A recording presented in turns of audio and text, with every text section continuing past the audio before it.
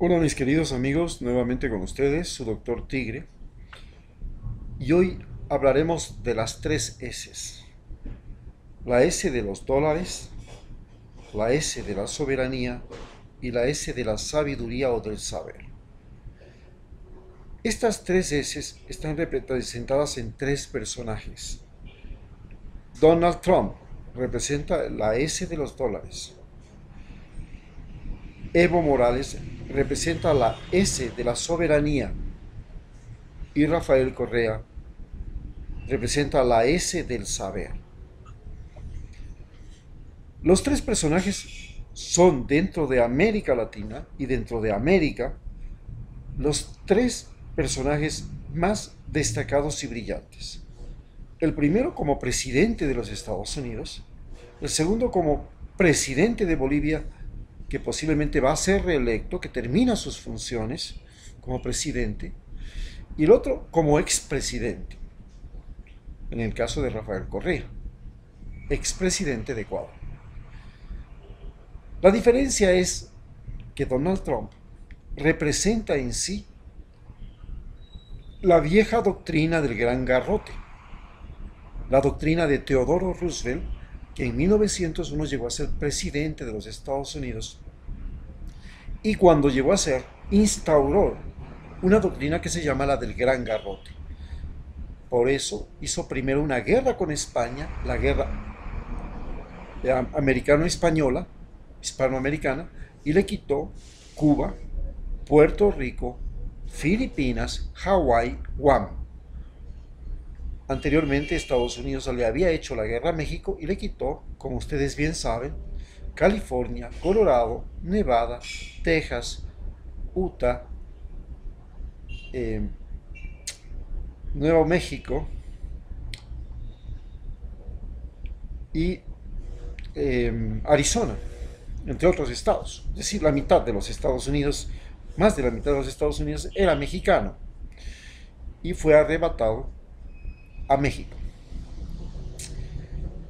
Esta doctrina ya no se llama ahora la del gran garrote. La doctrina de Trump se llama la doctrina de la intimidación. La doctrina de la intimidación consiste en que amenaza primero a Corea de que le va a bombardear. Luego amenaza a China de una guerra económica. Luego amenaza a Rusia con una guerra militar por ser aliado de Siria.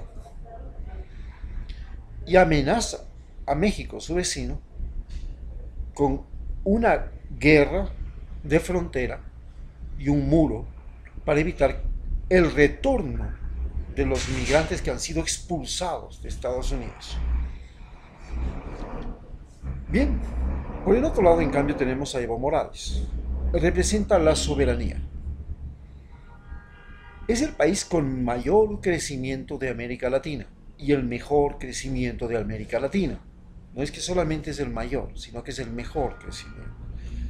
¿Y por qué es el mejor crecimiento? Porque a diferencia del crecimiento de República Dominicana, de Panamá, donde hay un crecimiento económico, sí, pero el crecimiento económico se concentra en los más ricos y de ahí se supone que algo le cae a los pobres. En Bolivia, el crecimiento económico parte de una mejor situación de toda la población, de un respeto a su tradición, a su cultura, a sus ancestros, a su Pachamama, a su tierra, a su naturaleza. Es una revitalización de ellos mismos como identidad cultural, como persona, como país andino. Y esto lo hacen manejando correctamente su economía y durante ya más de lo que se podía pensar, 10 años, su crecimiento económico ha sido imparable y siempre sobre 4. Rafael Correa, en cambio, representa la sabiduría, el saber. Dejó el país de Ecuador luego de que tuvo que afrontar las peores y más desastrosas coincidencias que podían haber pasado en un país sudamericano. su principal producto de exportación, el petróleo, cayó a un precio tal que el gobierno tenía que subvencionar a su propia empresa petrolera porque los precios a los que tenía que venderse ese petróleo y estaban ya prevendidos eran inferiores a los costos de producción. Los precios llegaron a bajar hasta menos de $20.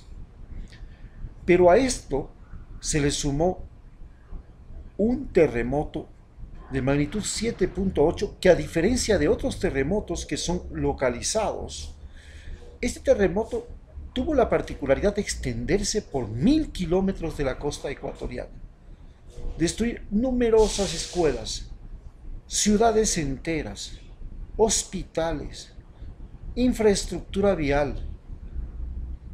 Y de esta enorme catástrofe emergió de la forma más extraordinaria que se registra en América Latina. La misma catástrofe en Haití no ha podido ser superada hasta el día de hoy, y en Chile sigue teniendo secuelas, pero en Ecuador se superó de una manera extraordinaria, como un ejemplo para todo el mundo.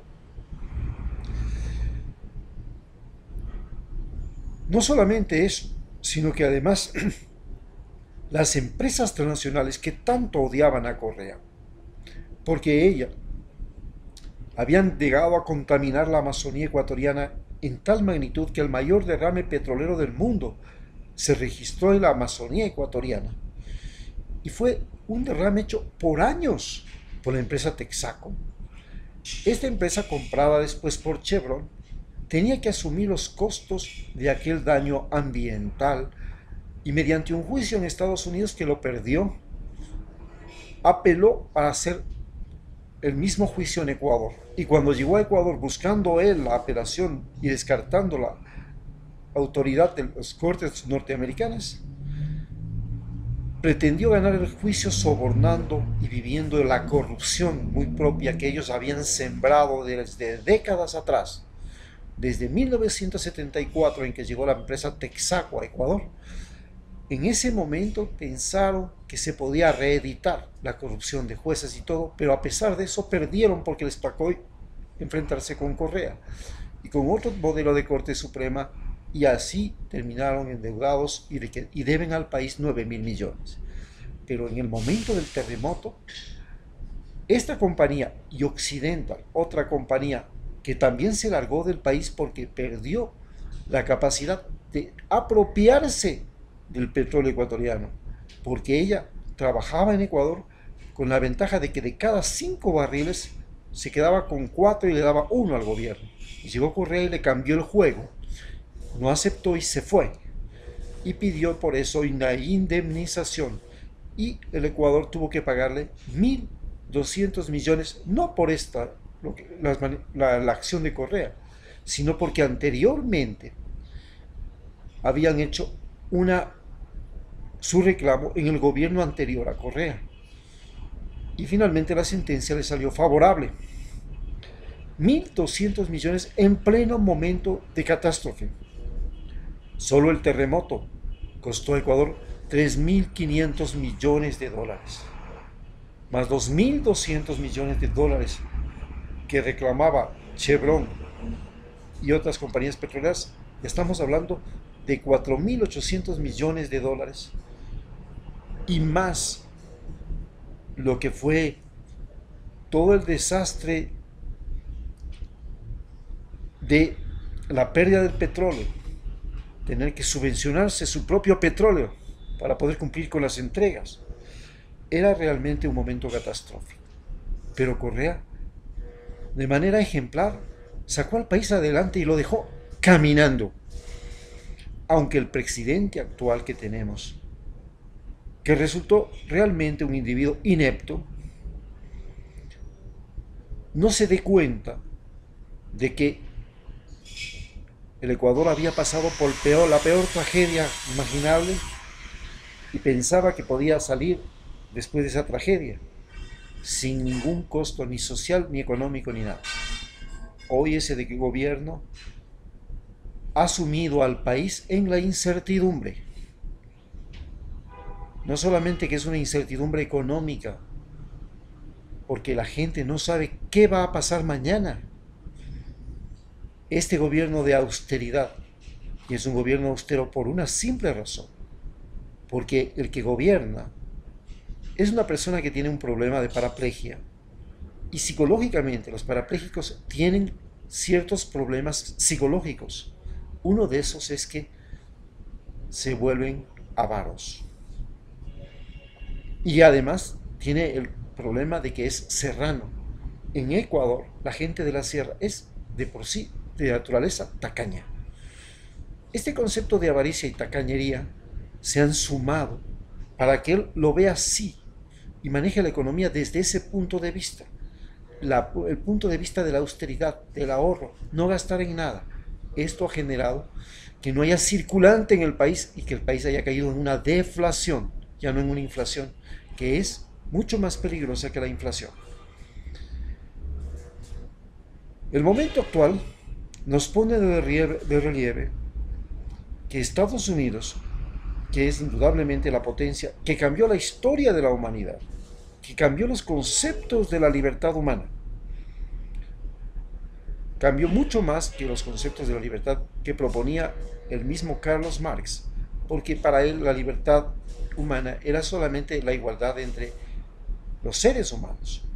Pero Estados Unidos le dio a la libertad humana otra dimensión, la libertad de poder disfrutar de los avances tecnológicos. Y no es lo mismo la libertad del tipo que no tiene un celular que la que tiene un celular, el que no tiene televisión que el que tiene televisión, el que puede viajar que el que no puede viajar.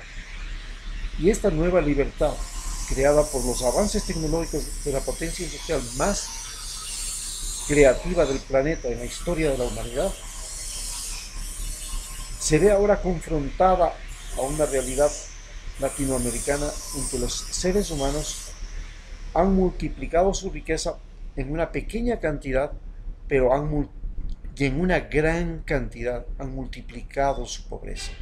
Y esta pobreza los empuja hacia los Estados Unidos. Los empuja a saltar la barrera que Donald Trump pretende. Y es porque Estados Unidos no ha evolucionado al par que su avance tecnológico y científico en su doctrina política.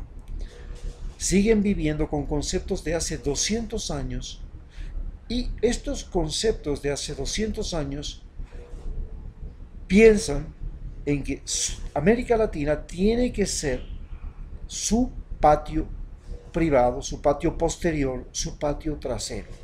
Y en ese patio trasero tienen que estar los peones, los obreros, los mal pagados, los feos, como la película El bueno, el malo y el feo, en que el feo era un mexicano. Entonces los feos tienen que estar en la frontera sur. Los blancos y bonitos tienen que estar en la frontera norte. Y hay que separarlos con una muralla. Este concepto de Donald Trump, en que él se siente que ser obeso, pero grandote, con pelo postizo y con muchos millones, es la imagen del Tom de los muñequitos de la Barbie, proyectado a los 70 años. Es así como nos enfrentamos a una situación completamente especial. Evo Morales es al momento la figura emblemática de Sudamérica, el hombre que representa la inteligencia, la capacidad de gestión, la resistencia y toda la fuerza moral del mundo andino. Y es, junto con Correa, los más brillantes opositores dentro de América Latina a Donald Trump y su doctrina. Muchas gracias.